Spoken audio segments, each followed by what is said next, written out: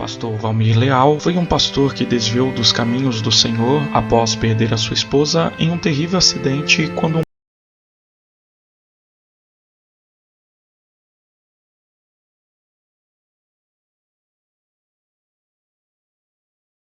sua alma sendo levada ao inferno por ter escolhido abandonar a Jesus. E ali no inferno viu coisas terríveis, mas recebeu uma oportunidade para alertar a todos a ficarem firmes com Jesus, mesmo diante das angústias da vida. Infelizmente, Pastor Valmir Leal faleceu em 2020 vítima da Covid, mas deixou um lindo legado pastoreando e ganhando muitas vidas com seu testemunho. Dia 7 de agosto de 2001, nós estava indo para o serviço, inclusive dia 6 de agosto, à noite, nós fomos na igreja, ela cantou, cito de oração, e aí eu dei uma oportunidade para o presbítero Natalino orar por revelação, e ele disse assim: olha, Deus me mostra aqui duas pessoas que Deus vai levar dessa igreja. Eu vi dois anjos aqui, pegou duas rosas e levou, e ele não sabia que uma era minha esposa e a outra era a filha única dele, irmãos. Dia 6 de agosto, nós chegamos em casa depois do culto. Se o irmão quiser pôr as fotos do acidente do carro aqui no telão, pode pôr, por gentileza. Inclusive eu até trouxe as fotos, o jornal também, do acidente. Se o irmão Cláudio puder pôr aqui, é Cláudio, né? Irmão Cláudio, puder pôr aqui no telão para os irmãos verem a maneira que ficou o carro. E aí, irmão, dia 6, ela falou que Deus ia levar ela e tudo, eu não acreditei. Achei que ela estava brincando, eu falei, para, porque volta e meia ela dizia, Deus me mostrou um relógio no céu, e a minha hora está chegando, para com isso. E dia 6 de agosto, ela falou até como é que ia ser o velório. Irmãos, dia 7, nós estávamos indo para o trabalho, e aí, ali no sinaleiro, vindo de São Marcos para São José dos Pinhais, inclusive tem ali o Banco Bradesco, fechou o sinal, eu estava parado, e aí, irmãos, nós saímos de casa com ela, passamos no ponto do ônibus, uma irmã estava no ponto do ônibus, trabalhava na mesma empresa com a minha esposa, eu falei, vamos dar uma carona para a irmã Lore? Vamos, embarca aí, irmã. Ela embarcou no carro, irmão. Quando nós chegamos no sinaleiro, sinal fechado, paramos, vem um caminhão, irmãos, carregado de areia, 110 por hora, sem freio, e bateu no meu carro, levou nós 150 metros embaixo do caminhão, aí ele bateu contra um poste, meu carro saiu de baixo, e ele subiu em cima do poste, no barranco, e tombou em cima de nós, o caminhão carregado de areia, irmãos, 17 metros de areia, de recente tinha carregado o areal, pura água, e ficou o caminhão, despejou areia, o caminhão em cima da areia e nós embaixo. 1h30, matou minha esposa, matou a irmã que estava junto no carro. E ali, irmãos, eu consciente, engolindo areia.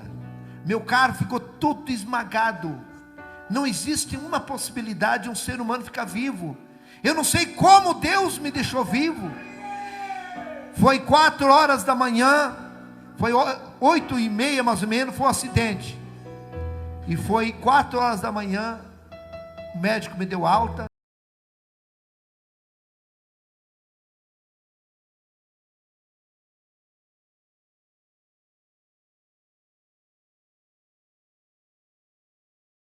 Jesus tem fé de orar, buscar a Deus, você não começa a questionar, você vence a luta.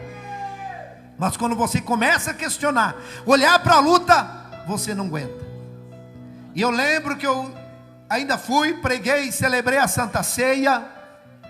E eu cheguei em casa, meus filhos chorando, não queriam ir para casa. Mãe, cadê a mãe? Vamos esperar a mãe, pai. Não, meu filho, a mãe já está no céu. Não, tinha um com 10 anos e outro com 14. Os dois prematuros, irmãos.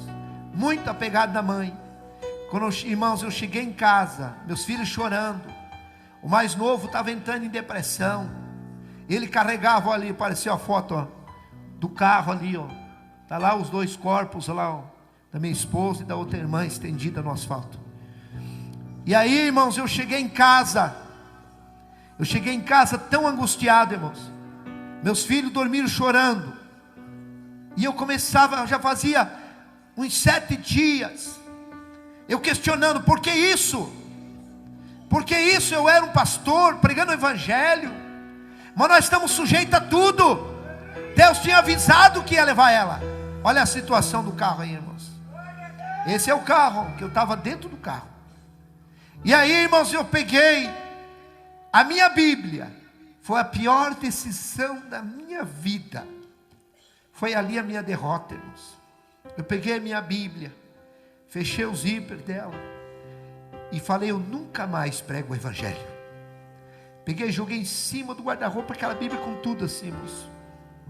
E quando eu joguei a Bíblia em cima do guarda-roupa e falei, nunca mais eu prego o evangelho, porque eu comecei a questionar. As pessoas faziam pergunta para mim, pastor, como é que vai acontecer isso? Você não era crente? Mas Pedro também era um apóstolo e não foi crucificado? Tiago não era um apóstolo e não foi morto à espada? Nós estamos sujeitos a tudo, meus irmãos. Mas temos que fazer que nem Paulo, combater o bom combate, nem que morra, mas não podemos perder a fé. Aquele dia eu perdi a fé em Jesus, e ali eu senti sair de mim o Espírito Santo, e eu fiquei tão vazio, irmãos, não tinha mais sentido a minha vida, e eu comecei a me afastar da igreja, e eu comecei a ficar em casa, entreguei a igreja, e eu comecei a fugir dos irmãos, fiquei sem santa ceia, e ali, irmãos, eu comecei, vendo no culto, eu ficava em casa assistindo novela, vendo filme para preencher aquele vazio. Mas quando eu deitava na cama, eu me sentia, irmãos, uma pessoa sem vida mais. Porque a pessoa, quando conhece a Bíblia, é batizado com o Espírito Santo, conhece, teve intimidade com Deus, e ele, se ele perdeu o Espírito Santo, a vida não tem mais sentido nenhum. E depois de 9 meses e 3 dias do primeiro acidente, dia 10 de maio, irmãos, de 2002, nós estávamos tocando uma obra, o pastor lembra, Bingo, Palácio 60, ele não me conhecia. Foi esses dias que eu dando entrevista no rádio, que o pastor ficou sabendo que era eu, aqui no púlpito, que ele ficou sabendo que era eu, o funcionário que tinha se acidentado. Dia 10 de maio de 2002, eu saindo de casa, Deus falou comigo ainda, irmãos. Por isso que Deus sempre avisa. Essa palavra, quando ouvi a voz do Senhor, não endureça o coração. Irmãos, eu fui até a garagem, eu chorei, porque Deus falou comigo, não vá trabalhar hoje. Eu fui até o carro, voltei até o carro, mas eu tinha 4 funcionários, e nós éramos 2 responsáveis por 52 funcionários. E ali, irmãos, eu falei, eu não posso, eu tenho que ir. E eu peguei meu carro e fui. Quando eu cheguei na obra,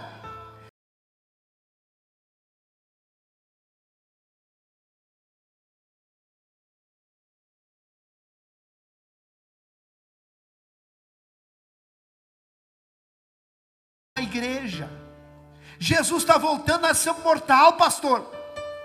E eu falei ainda para ele, onde é que você vai pregar hoje? Ele falou, eu vou pregar na minha igreja. Ele dirigia uma igreja lá em Contenda. Eu falei, então hoje eu vou lá. Vou lá na tua igreja hoje, pegar o carro, os piá e vou lá. E vou reconciliar. Ele disse, então vai lá hoje. Mas para ele parar de falar. Eu não ia. Eu só falei aquilo só para ele parar de falar que Jesus ia vir. Irmãos, 11h30 da manhã, eu subi para ajudar em cima do telhado. Para ajudar, irmãos, os carpinteiros a cobrir ali aquele barracão. E ali, irmãos, eu ajudando um servente a levar uma telha. Eu não sei se não foi o diabo, irmãos, que fez aquilo. Ele numa ponta da telha, eu levando na outra, e deu um vento tão forte, que me desequilibrou. Eu estava sem cinto, não tinha cinto para mim, e aí eu desequilibrei em cima daquela tábua, e eu me obriguei a pisar na telha, essas telhas de 6 milímetros, e quando eu pisei na telha, a telha furou, ela quebrou. Quando afundou minha perna, eu gritei, meu Deus, eu vou morrer e eu estou desviado, porque eu sabia aonde eu ia cair. Ou era ferro de ponta, ou eram essas pedras de calçamento paralelepípedo, porque ali era um estacionamento. Nós ia fazendo os barracões, ia tirando as pedras e jogando em cima do concreto. E quando afundou minha perna, eu tentei me agarrar, não foi quebrando, eu vim 8,70 m a 9 metros de altura. Eu caí, irmãos, de cabeça em cima daquele monte de pedra. Ainda eu levei as minhas mãos. Esse braço, irmão, é tudo platina. Ele ficou mais curto. Olha o tanto que ele é mais curto. Esse aqui também, irmãos, tem pino e platina. O meu joelho esquerdo, eu não tenho patela, é um pedacinho de ferro e pino. Pela medicina eu não podia andar. Eu mexo com a minha perna assim, estrala pino com pino. E eu caí e bati minha cabeça em cima daquelas pedras. Quebrou todo o meu crânio, irmãos. Deu traumatismo craniano.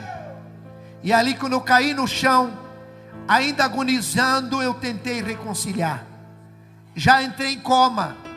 E quando eu entrei em coma, que apagou tudo, eu comecei a ver uma neblina branca. Eu já estava morto ali. Eu vi uma neblina branca e comecei, eu falei, meu Deus, o que aconteceu comigo? Aí eu vi, irmãos, a morte vindo.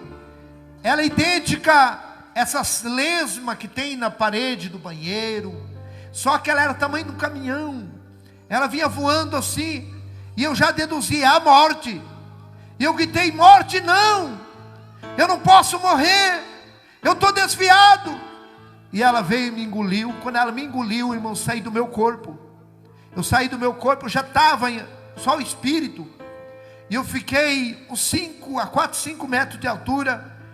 E eu vi o meu corpo caído no chão. Eu vi esse irmão Rubens que falou para mim, me acudindo ali, me socorrendo.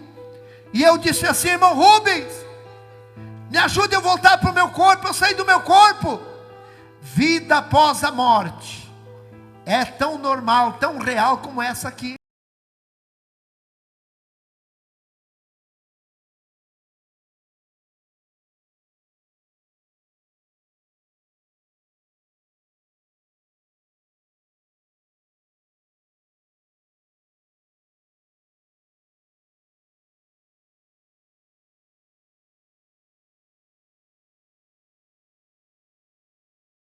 Risada debochada, aquela gargalhada debochada. E eu olhei assim, eu vi 2 demônios me olhando. Terrível, irmãos.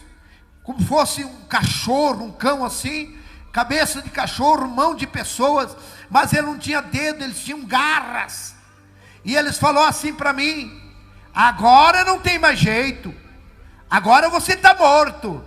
E começaram a dar aquelas gargalhadas. E eu gritava, não, eu sou crente, tentando enganar o diabo. Irmãos, e eles sem misericórdia me pegaram, me levaram para o lado esquerdo, para esse lado. E ali eles me levaram e me jogaram dentro de um poço, de um túnel assim, ó, pá, igual joga um lixo. Irmãos, vida após a morte é tão real, que eu dizia, não é verdade que eu morri. Eu vou me acordar, é um sonho, é um pesadelo. E quando eu acordar desse pesadelo, eu vou voltar para a igreja.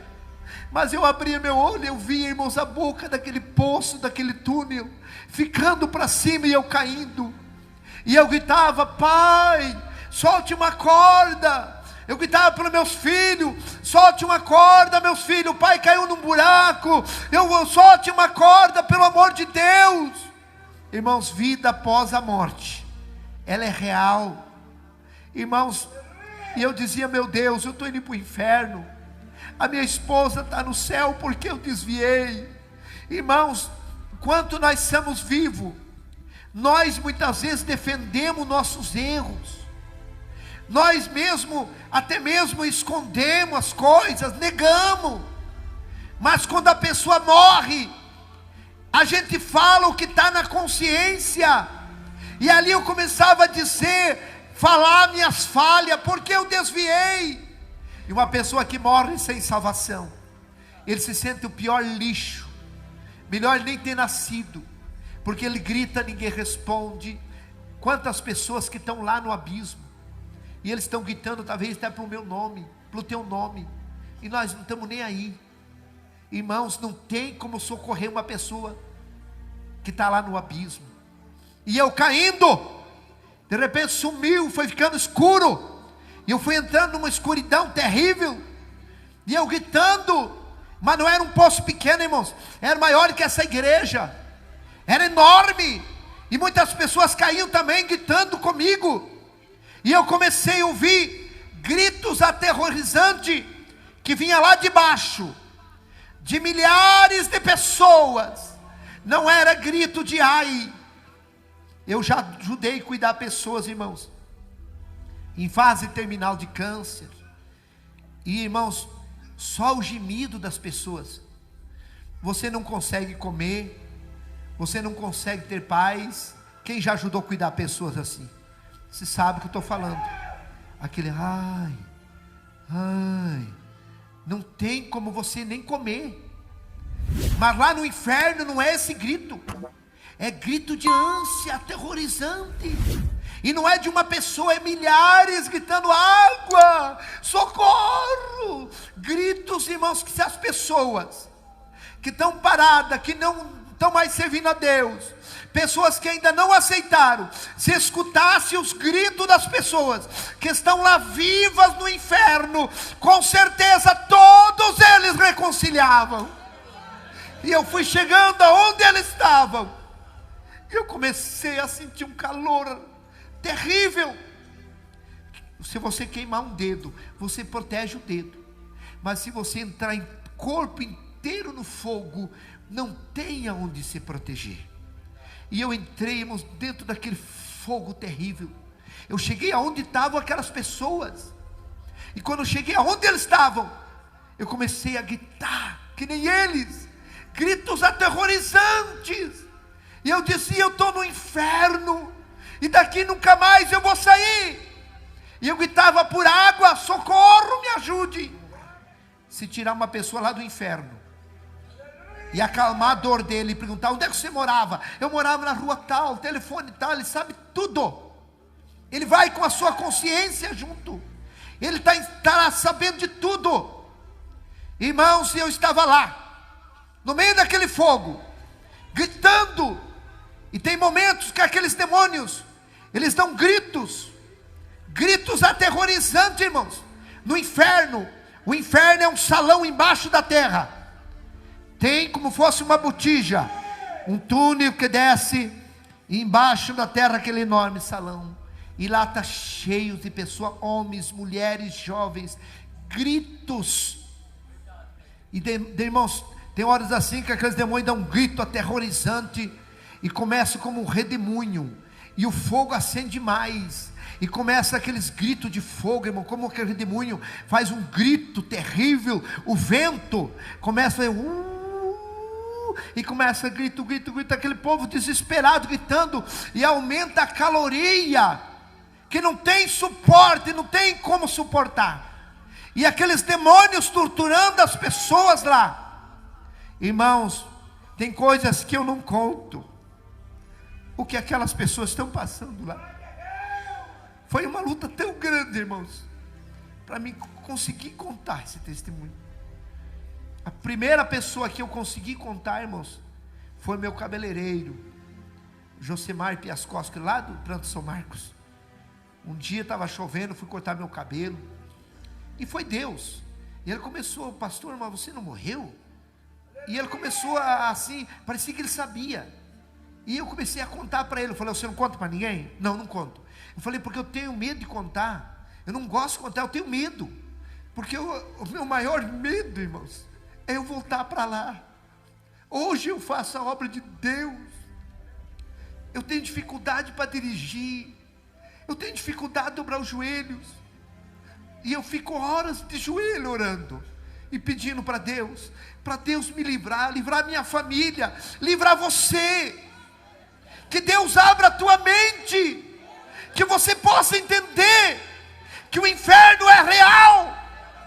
Eu não fui para o inferno querendo ir, eu achei que eu não ia, porque eu tinha parado. Meu irmão, talvez você achando assim, que por mínimas coisas você não vai para o abismo. Conserta a tua vida, volta para Jesus, Volta enquanto é cedo. Hoje é noite de salvação. Não vá para aquele lugar terrível. Abrace Jesus. Ele quer escrever o teu nome no livro da vida. Labassurianda. Irmãos, é uma luta tão grande, porque eu revivo esse terrível. Você não conhece o diabo. O diabo, as pessoas vão conhecer ele depois que a pessoa morre sem salvação. Mas aí é tarde, irmãos. Aquele quer nos enganar, fazer nós aproveitar o mundo, querer nós ir para deixar de Jesus. Parece que uma tortura na igreja, difícil obedecer a palavra, a doutrina. Mas eu te digo, vale a pena você perder esse mundo e ganhar a tua salvação. E lá eu estava, irmão, naquele terrível lugar, gritando, gritos aterrorizantes eu gritava. E de repente deu um estalo assim, ó, pá, como um raio. E eu escutei uma voz que gritou, Valmir, e me pegou nesse braço. Poucos segundos me tirou de lá. E quando nós saímos no claro do mundo, eu gritava, eu chorava de dor. E ele falava bem calmo, que eu creio que é o próprio Jesus. Não chore. Eu dizia, Senhor, eu estou tudo queimado. E ele deu um sopro, aliviou. E ele disse, vamos lá na terra, eu vou mostrar o meu caminho para você. Nós viemos, eu conhecia a cidade. Ele me levava assim voando.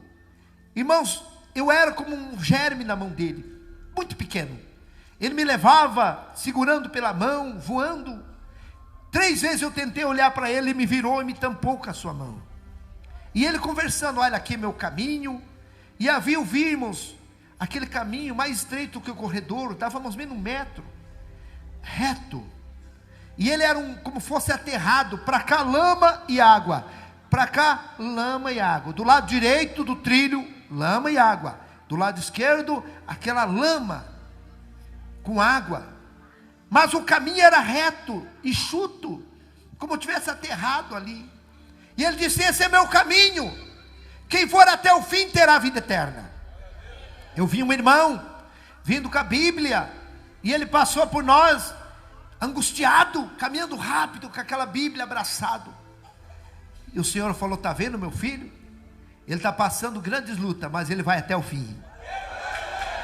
Você pode passar luta, você pode ter até decepções, mas não desista. Jesus acredita que você vai ir até o fim. Vi uma irmã com um bebezinho nos braços e puxando um menininho, ela chorando. Eu creio que é essas irmãs que levam a cruz sozinha, os filhos, vamos para a igreja, ninguém vai, mas ela vai com os filhos. E vinha aquela irmã também, passou e foi, chorando. A mesma coisa o Senhor falou, a minha filha está passando grandes aflições, mas ela vai até o fim. Ela não viu nós via ela. E ali vinha 2 jovens.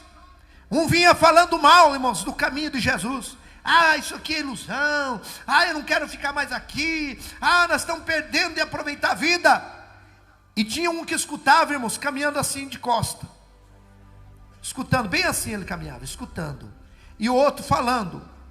E esse que estava escutando, falou assim, ó, ah, eu vou sair do caminho, não vou ficar mais aqui. E ele decidiu, saiu naquela lama andando, e começou a ficar como fosse embriagado, como fosse um epilético, assim, uma epilepsia. E ele caiu. Quando ele caiu, ele ficou dormindo. Aí o outro começou a gritar, fulano, fulano, o que você está fazendo aí? Sai daí. Aí ele olhou para cá, olhou para lá, ah, eu também vou lá com ele. E a mesma coisa, também caiu dormindo naquele barro. Aí o Senhor Jesus disse, olhe, são as pessoas que saíram do meu caminho. Um mar de gente deitada naquela lama, pessoas dormindo. Eu vi um pastor com a Bíblia grande, deitado de terno azul marinho, dá para ver assim, ó, deitado na lama, ele dormindo. Eu falei, olha ali, esse aqui é um pastor. Jesus falou, sim, esse aqui é um pastor. Mas falei, ele está dormindo aqui na lama. Aí Jesus falou, irado, esse aqui, para ele nada mais é pecado. A consciência dele cauterizou, Está ele e seus seguidores aqui na lama dormindo. Sem santidade ninguém verá o. Tem muitos pastores que abrem as portas, nada mais é pecado, tudo pode, para segurar o povo na igreja. Cuidado, meu irmão, tem muitos pastores dormindo na lama. Não vai para a lama não, fica com Jesus. Fica com Jesus. Do lado direito estavam todos eles dormindo, e eu entendi uma coisa, e do lado esquerdo estavam eles conscientes, acordados, mas na lama. Existem dois tipos de pessoas na igreja, irmão: fracassado, desviado. Tem um que sai da igreja e fica bom para ele, e tem outro que ele quer voltar e não consegue. Do lado esquerdo tinha um moço, assim de 4 pés, como diz, com as mãos pichadas para frente, naquela lama, e ele gritava: eu quero voltar 50 centímetros, para voltar, irmãos, do caminho. E ele dizia: eu quero voltar, mas não tinha força, as mãos travadas. Aí Jesus falou: esse aqui quer voltar, mas ele não quer se desprender. Quantas pessoas querem voltar para os caminhos, mas não quer se desprender do mundo? Quer voltar, grita, tem vontade, mas não quer se desprender. Se desprenda, meu irmão, aleluia. Ele fazia força com as pernas, mas as mãos segurava. Que nada segure você de voltar para Jesus hoje, decidido. Tinha mais à frente um casal. Posso contar, irmão? Tem parte que é pesado. Posso contar? Quem concorda? Tem coisas, irmãos, que eu não posso nem contar, mas eu vou contar aqui. Tinha um casal na frente assim, irmãos, um rapaz e uma moça. Estavam seminus, só de roupa íntimas, como tivesse aquele namoro escandaloso. E eles pura ferida. Irmãos, Deus vê as pessoas tão de perto. Eu estava 2 metros longe deles, nós olhando eles assim, ó. Eu fiquei com vergonha do que eles estavam fazendo. E ali ela abraçou ele bem forte, beijando ele, e começou a cravar os dedos nas costas dele numa ferida. E ele empurrou ela assim, e ela tirou um pedaço de carne dele. E ele falou: vamos parar, eu não quero mais, chega. E ela, fingindo de chorar, dizia: eu não vivo sem você, eu amo você. E ela reconquistou ele, abraçou ele assim, deu um sorriso, e começou a comer aquela carne dele. Eu falei: meu Deus, olha o que essa moça está fazendo. Jesus falou: essa aqui não é a mulher dele, eles estão em adultério. Chama, irmãos, aquelas feridas é a chaga do adultério. Quem entendeu, diga amém. Eu vou contar, como diz, pular um pedaço do meu testemunho, vou abreviar. Jesus me pôs de volta no caminho e disse assim: vai, filho. Eu comecei a chorar e dizer: não me solte, não, eu não quero voltar para aquele lugar. Aí Jesus me pegou pelos 2 braços e firmou e falou assim: ó, firma tuas pernas.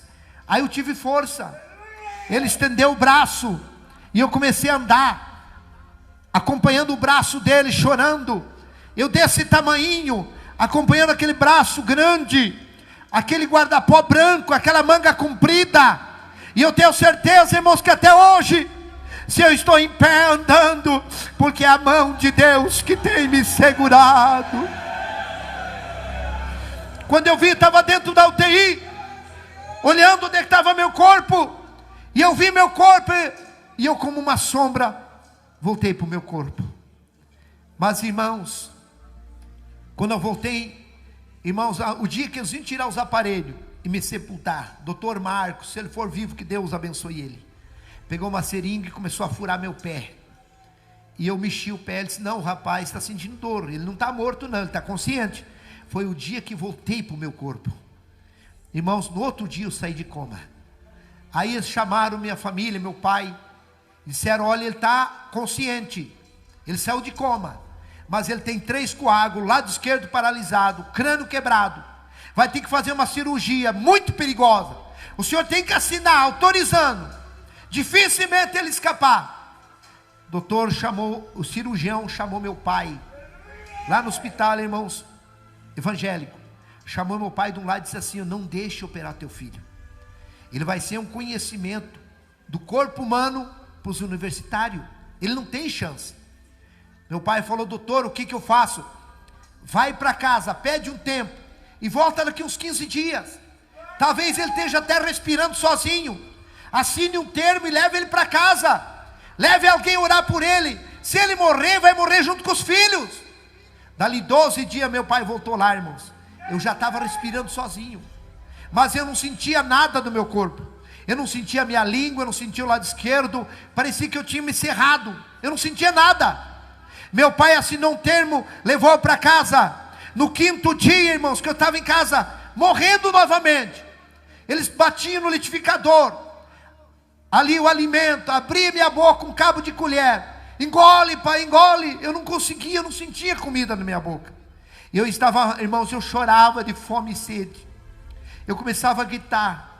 Eles iam lá, irmãos, diziam: pai, o senhor está com fome? Fique quieto. Eu continuava gritando. Pai, o senhor quer ir no banheiro? Fique quieto, pare de gritar. Eu continuava gritando. O senhor está com dor? Continue gritando. Eu continuava. Eles me davam 80, 70 gotas de pirona e eu desmaiava. No 5º dia, irmãos, eu estava morrendo, entrando dentro de um freezer gerado. Já estava até aqui. E eu gritei muito fraco. Meus filhos não escutaram. E de repente eu vi os passos de uma pessoa que entrou no meu quarto. Entrou aquela luz forte. Foi o próprio Jesus que veio de novo me dar vida. E quando ele veio a par da minha cama, eu entendi: é Jesus que está aqui. E eu falei: Senhor, se o Senhor me der vida, eu vou levar a tua palavra onde o Senhor me mandar. E ele me deu um sopro. E eu comecei a sentir a minha língua, a sentir meu corpo. E eu comecei a gritar. Meu pai veio lá. E aí eles trouxeram o alimento batido no liquidificador. Eu consegui engolir. Irmãos, dali 17 dias, eu comecei a andar sem muleta, para a glória de Deus. Estou aqui vivo, falando que Jesus vivo. Jesus está vivo, igreja. Ele cura. Não existe nada difícil para Deus. Que Deus te abençoe. Hoje Deus restaurou minha vida. Deus me deu uma outra esposa abençoada, está aqui. Depois de 3 anos de viúvo, me casei. Deus me deu um Misael. Irmãos, a maioria da minha família não vem. Pai, o senhor vai contar o testemunho? Vou. Então não vou, pai. Então fica em casa. Eu não gosto de ouvir, pai, porque eles sabem, eles me acompanharam. Aleluia. Daí minha esposa veio para me ajudar. É tão difícil. Meu irmão, em nome de Jesus Cristo, você que está parado, volte. Talvez, irmãos, eu saí para trabalhar 11h30 da manhã, eu estava morto. Talvez seja o último culto teu. Talvez seja o último testemunho, que Deus não deixou você morrer, para você ouvir e saber que o inferno existe, e que Jesus quer te salvar, que Jesus quer te perdoar. Talvez o diabo tenha falado que você não tem perdão. É o diabo que fala na mente, porque na nossa mente é um campo de guerra. Aqui dentro ele trabalha, ele luta, mas também Deus trabalha e Deus luta. O diabo luta com a incredulidade, e Deus luta para nós crer, porque tudo é possível aquele que nele crê.